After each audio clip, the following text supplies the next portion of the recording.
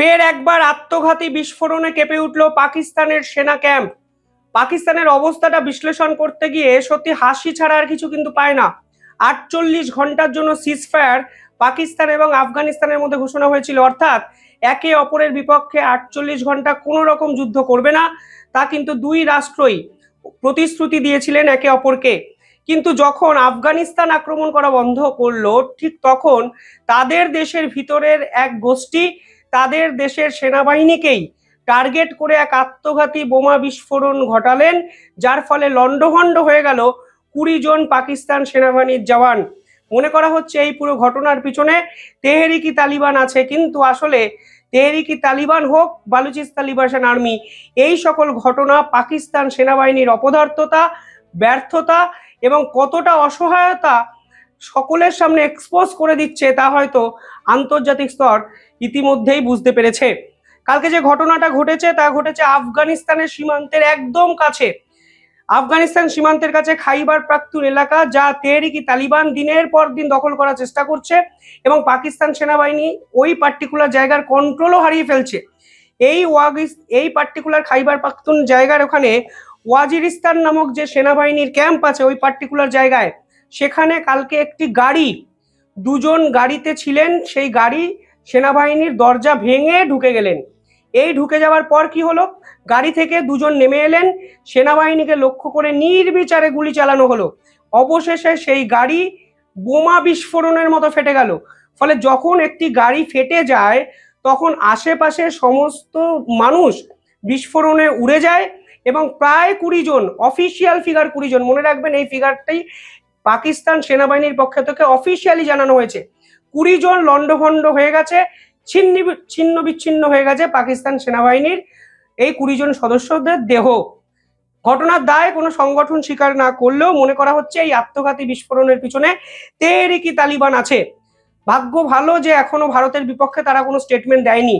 অন্তত যতক্ষণ এই ভিডিও আমি বানাচ্ছি ততক্ষণ অবধি তারা ভারতকে দোষারোপ করেনি, তেহরিকি তালিবানকে তারা দোষারোপ করেছে এবং তারা বলেছে আফগানিস্তান যুদ্ধ বন্ধ করলেও আফগানিস্তানের একটি প্রক্সি গ্রুপ তেহরিকি তালিবান, তারা তাদের সেনাবাহিনীকে টার্গেট করে এই ধরনের নৃশংস হামলা ঘটিয়েছে। দেখুন, আফগানিস্তানের সঙ্গে তেহরিকি তালিবানের দূর দূরান্তের কোনো সম্পর্ক নেই, কিন্তু পাকিস্তান সরকার মনে করে এই তেহরিকি তালিবানের গোষ্ঠীর লোকেরা আফগানিস্তানে নির্দিষ্ট জায়গায় ট্রেন্ড হয়, তারা আফগানিস্তানে যায়, আফগানিস্তান এদেরকে অস্ত্র সরবরাহ করে এবং আফগানিস্তানই এই তেহরিকি তালিবানকে কাজে লাগায় পাকিস্তান সেনাবাহিনীকে শেষ করার জন্য। কিন্তু আপনি যদি ইতিহাস দেখেন, দেখবেন এই তেহরিকি তালিবান নামক সংগঠনকে দিনের পর দিন ব্যবহার করতো কে জানেন? পাকিস্তান ব্যবহার করতো। 2021 সালে আফগানিস্তান থেকে সরে যায় মার্কিন সেনাবাহিনী, তারপরে তালিবান শাসন আফগানিস্তানে প্রতিষ্ঠিত হয়। যখন মার্কিন শাসন শেষ হয়ে যায়, যখন সেনাবাহিনী সরে যায়, তখন বহু অস্ত্র তারা আফগানিস্তানে রেখে গেছিল। এবার পাকিস্তান সেনাবাহিনী ভেবেছিল সেই অস্ত্রগুলো তারা ভারতের বিপক্ষে সন্ত্রাসবাদী আক্রমণ করতে ব্যবহার করবে। সে সময় তারা রীতিমতো উৎসব পালন করছিল।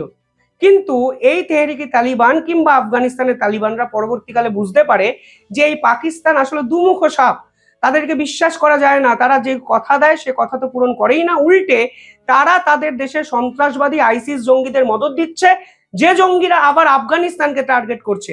অর্থাৎ উপরে আফগানিস্তানের সঙ্গে বন্ধুত্ব রাখলেও পাকিস্তানে আইসিস যে জঙ্গিরা ছিল তারা দিনের পর দিন আফগানিস্তানকে টার্গেট করেছে, যে খেলা এখন আফগানিস্তান ধরে ফেলেছে। পার্টিকুলারলি তেহরিকি তালিবান এর আগে শুধুমাত্র পাকিস্তানের ওয়েস্টার্ন বর্ডারে কাজকর্ম করত।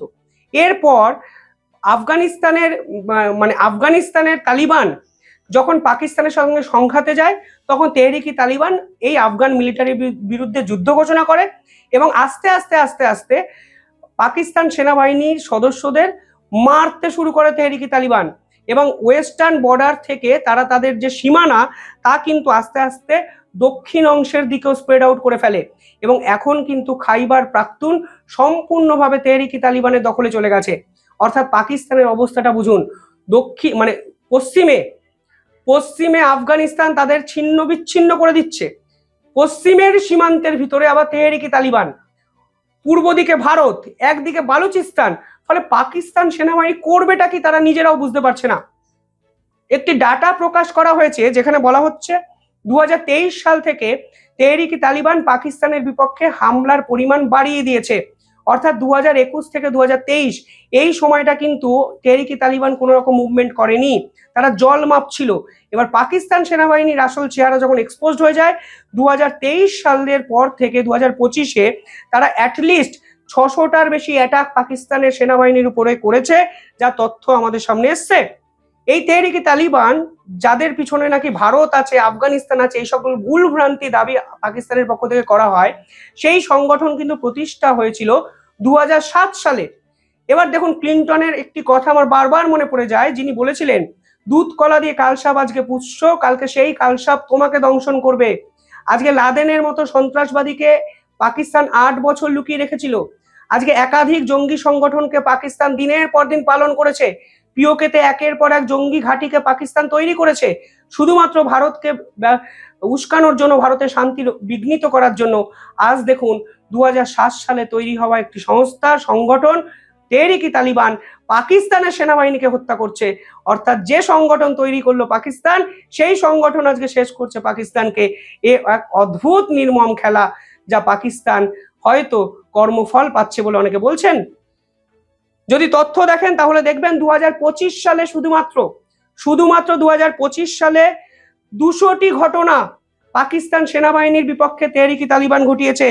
অর্থাৎ 200টি অ্যাটাক তারা করেছে, যার ফলে 630 জন গভর্নমেন্ট অফিসিয়াল বা সেনাবাহিনী সদস্য কিন্তু খতম হয়েছে। তথ্য বলছে 153 জন গভর্নমেন্ট স্টাফকে তেহরিক-ই তালিবান শেষ করেছে। আরো তথ্য বলছে 176 জন সিকিউরিটি পার্সোনাল, অর্থাৎ সেনাবাহিনী, পুলিশ এবং সিকিউরিটির সঙ্গে জড়িত ব্যক্তিদের খুঁজে খুঁজে শেষ করেছে তেহরিক-ই তালিবান। এবং কালকে যে ঘটনা ঘটেছে তেহরিক-ই তালিবান, এই ঘটনা কিন্তু এরই একটি অবিচ্ছেদ্য অংশ, যেখানে পাকিস্তান সেনা ছাউনি সম্পূর্ণভাবে ধ্বংস হয়ে গেল।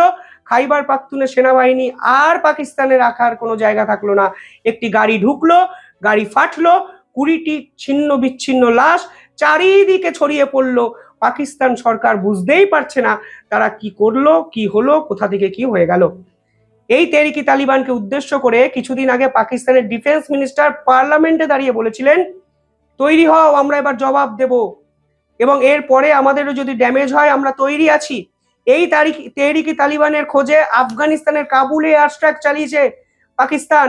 যেই এয়ার স্ট্রাইকে 30 জন নিরীহ শিশু এবং নারী শেষ হয়ে গেছে। আফগানিস্তান চমকে গেছে। আফগানিস্তান পাল্টা যখন দিতে শুরু করেছে, তখন ডুরান্ট লাইনের 7টি চেকপোস্ট আফগানিস্তানের হাতে চলে গেছে। পাকিস্তান সেনাবাহিনীর প্যান্ট খুলে তারা ঘোরাচ্ছে, উচ্ছ্বাস প্রকাশ করছে। এক একটা ডেড বডিকে উলঙ্গ করে আন্তর্জাতিক মিডিয়ায় ছড়িয়ে দিয়ে পাকিস্তান সেনাবাহিনীর অপদার্থতাকে তারা এক্সপোজ করছে। আর আজকে দেখুন, সিজ ফায়ারের মধ্যেও সেই তেহরিক-ই তালিবান পাকিস্তানের সেনাবাহিনীকে অকাত্তা বুঝিয়ে দিল এবং বোঝালো, তোমাদের কাছে অস্ত্র আছে, তোমাদের কাছে ডোনাল্ড ট্রাম্পের মতো হুমকি দেওয়ার লোক আছে, আমাদের কাছে আছে সাহস। যে সাহসের জন্য আমরা তোমাদের ঘরে ঢুকলাম, তোমাদের ঘরে গাড়ি রাখলাম, নামলাম, গুলি চালালাম, বিস্ফোরণ ঘটালাম, 20 জনকে শেষ করে দিলাম। ভারত কি করবে? ভারতকে তো কিছু করতেই হচ্ছে না। ভারত আর করবেটা কি? যা করা নিজেদের মধ্যেই হচ্ছে। নিজেদের মধ্যে সেটেলমেন্ট করে দেশটাই হয়তো উঠে যাবে 2 দিন পর। ভারত শুধু মজা দেখছে, আমরা শুধু খবরগুলো আপনাদের সামনে নিয়ে আসছি। কিভাবে দেখবেন কমেন্টে জানাবেন। দেখতে থাকুন দ্য ইন্ডিপেন্ডেন্ট বেঙ্গল। চ্যানেলটিকে ভালো লাগলে একটু সাবস্ক্রাইব করে দেবেন। ধন্যবাদ।